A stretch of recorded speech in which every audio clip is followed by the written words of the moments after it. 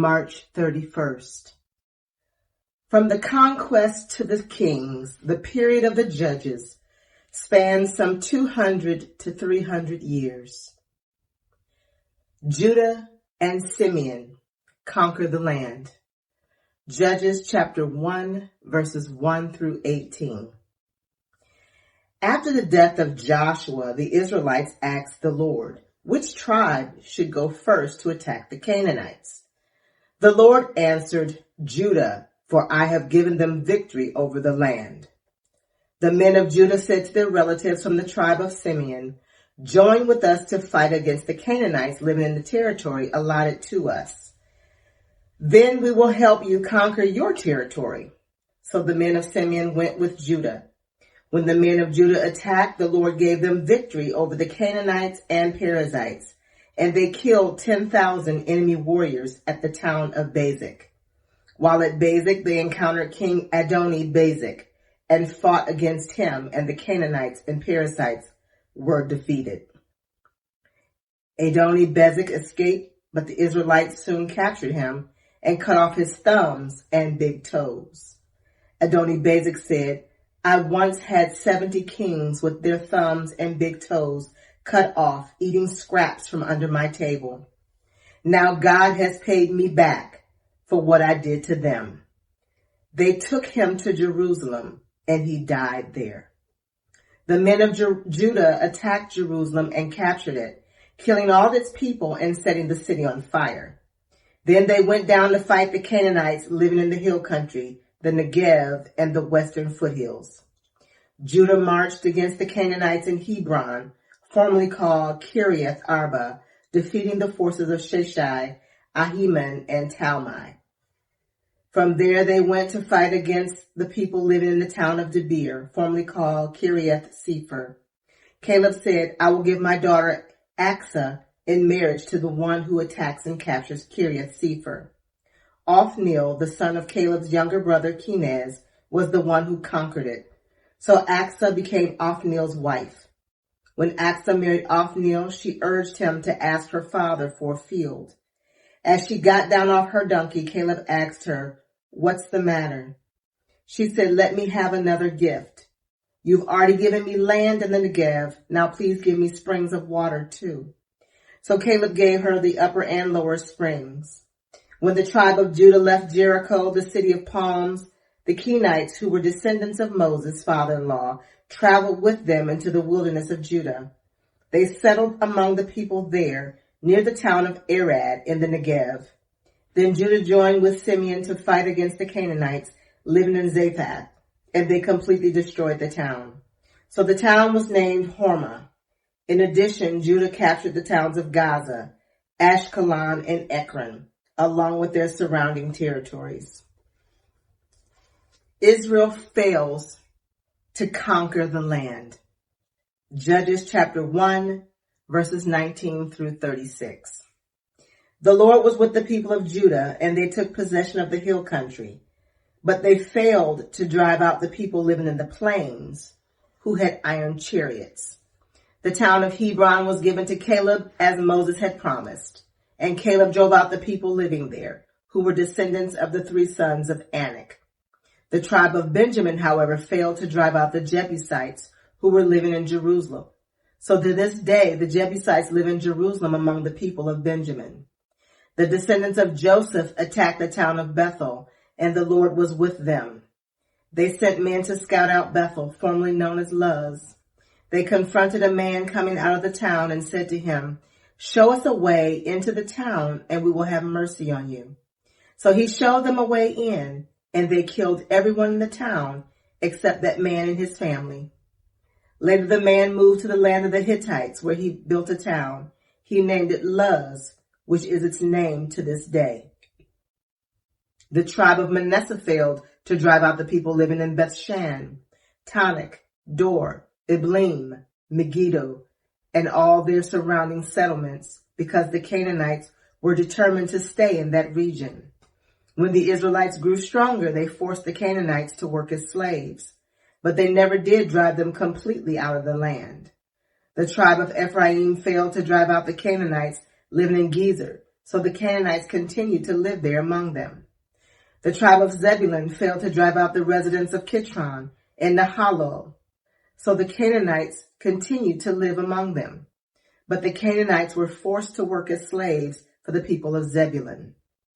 The tribe of Asher failed to drive out the residents of Acco, Sidon, Alab, Exzib, Helba, Aphik, and Rehob.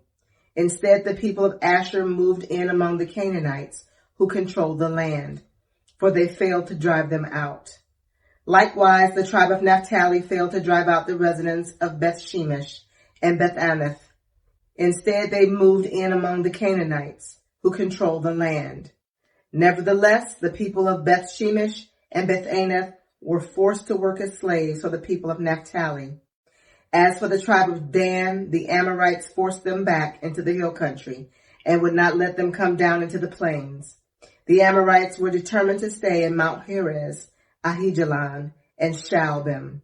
But when the descendants of Joseph became stronger, they forced the Amorites to work as slaves. The boundary of the Amorites ran from Scorpion Pass to Selah and continued upward from there.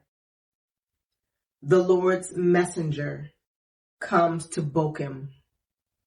Judges chapter 2, verses 1 through 5. The angel of the Lord went up from Gilgal to Bochim and said to the Israelites, I brought you out of Egypt into this land, and I swore to give your ancestors, and I said I would never break my covenant with you. For your part, you were not to make any covenants with the people living in this land. Instead, you were to destroy their altars. But you disobeyed my command. Why did you do this? So now I declare that I will no longer drive out the people living in your land. They will be thorns in your sides, and their gods will be a constant temptation to you. When the angel of the Lord finished speaking to all the Israelites, the people wept loudly. So they called the place Bochim, which means weeping, and they offered sacrifices there to the Lord. The death of Joshua. Judges chapter 2, verses 6 through 9. After Joshua sent the people away, each of the tribes left to take possession of the land allotted to them. And the Israelites served the Lord throughout the lifetime of Joshua and the leaders who outlived him, those who had seen all the great things the Lord had done for Israel. Joshua, son of Nun, the servant of the Lord, died at the age of 110. They buried him in the land he had been allocated at Timnath-Serah in the hill country of Ephraim, north of Mount Gash.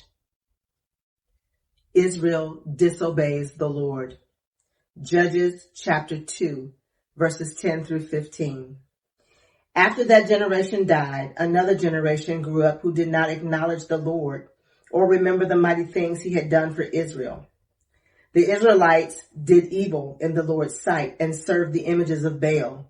They abandoned the Lord, the God of their ancestors who had brought them out of Egypt. They went after other gods, worshiping the gods of the people around them, and they angered the Lord. They abandoned the Lord to serve Baal and the images of Ashtoreth. This made the Lord burn with anger against Israel. So he handed them over to raiders who stole their possessions. He turned them over to their enemies all around, and they were no longer able to resist them. Every time Israel went out to battle, the Lord fought against them, causing them to be defeated, just as he had warned, and the people were in great distress. The Lord rescues his people. Judges chapter 2, verses 16 through 23. Then the Lord raised up judges to rescue the Israelites from their attackers. Yet Israel did not listen to the judges, but prostituted themselves by worshiping other gods. How quickly they turned away from the path of their ancestors, who had walked in obedience to the Lord's commands. Whenever the Lord raised up a judge over Israel, he was with that judge and rescued the people from their enemies throughout the judge's lifetime. For the Lord took pity on his people, who were burdened by oppression and suffering. But when the judge died, the people returned to their corrupt ways, behaving worse than those who had lived before them. They went after other gods, serving and worshiping them, and they refused to give up their evil practices and stubborn ways. So the Lord burned with anger against Israel. He said, because these people have violated my covenant, which I made with their ancestors, and have ignored my commands, I will no longer drive out the nations that Joshua left unconquered when he died. I did this to test Israel, to see whether or not they would follow the ways of the Lord as their ancestors did. That is why the Lord left those nations in place. He did not quickly drive them out or allow Joshua to conquer them all. The nations left in Canaan. Judges chapter 3, verses 1 through 6. These are the nations that the Lord left in the land to test those Israelites who had not experienced the wars of Canaan. He did this to teach warfare to generations of Israelites who had no experience in battle. These are the nations: the Philistines, those living under the 5 Philistine rulers, all the Canaanites, the Sidonians, and the Hivites living in the mountains of Lebanon, from Mount Hermon to Labo Hamath. These people were left to test the Israelites, to see whether they would obey the commands the Lord had given to their ancestors through Moses. So the people of Israel lived among the Canaanites, Hittites, Amorites, Perizzites, Hivites, and Jebusites, and they intermarried with them. Israelite sons married their daughters, and Israelite daughters were given in marriage to their sons, and the Israelites served their gods. Othniel becomes Israel's judge. Judges chapter 3, verses 7 through 11. The Israelites did evil in the Lord's sight. They forgot about the Lord their God, and they served the images of Baal and the Asherah poles. Then the Lord burned with anger against Israel, and he turned them over to King Cushan-Rishathaim of Aram Naharaim. And the Israelites served Cushan-Rishathaim for 8 years. But when the people of Israel cried out to the Lord for help, the Lord raised up a rescuer to save them. His name was Othniel, the son of Caleb's younger brother Kenaz. The Spirit of the Lord came upon him, and he became Israel's judge. He went to war against King Cushan-Rishathaim of Aram, and the Lord gave Othniel victory over him. So there was peace in the land for 40 years. Then Othniel, son of Kenaz, died. Ehud becomes Israel's judge. Judges chapter 3, verses 12 through 30. Once again, the Israelites did evil in the Lord's sight, and the Lord gave King Eglon of Moab control over Israel because of their evil. Eglon enlisted the Ammonites and Amalekites as allies, and then he went out and defeated Israel, taking possession of Jericho, the city of palms. And the Israelites served Eglon of Moab for 18 years. But when the people of Israel cried out to the Lord for help, the Lord again raised up a rescuer to save them. His name was Ehud, son of Gera, a left-handed man of the tribe of Benjamin. The Israelites sent Ehud to deliver their tribute money to King Eglon of Moab. So Ehud made a double-edged dagger that was about 1 foot long, and he strapped it to his right thigh, keeping it hidden under his clothing. He brought the tribute money to Eglon, who was very fat. After delivering the payment, Ehud started home with those who had helped carry the tribute. But when Ehud reached the stone idols near Gilgal, he turned back. He came to Eglon and said, "I have a secret message for you." So the king commanded his servants, "Be quiet," and he sent them all out of the room. Ehud walked over to Eglon, who was sitting alone in a cool upstairs room, and Ehud said, "I have a message from God for you." As Eglon rose from his seat, Ehud reached with his left hand, pulled out the dagger strapped to his right thigh, and plunged it into the king's belly. The dagger went so deep that the handle disappeared beneath the king's fat. So Ehud did not pull out the dagger, and the king's bowels emptied. Then Ehud closed and locked the doors of the room and escaped down the latrine. After Ehud was gone, the king's servants returned and found the doors to the upstairs room locked. They thought he might be using the latrine in the room, so they waited. But when the king didn't come out after a long delay, they became concerned and got a key. And when they opened the doors, they found their master dead on the floor. While the servants were waiting, Ehud escaped, passing the stone idols on his way to Sierra. When he arrived in the hill country of Ephraim, Ehud sounded a call to arms.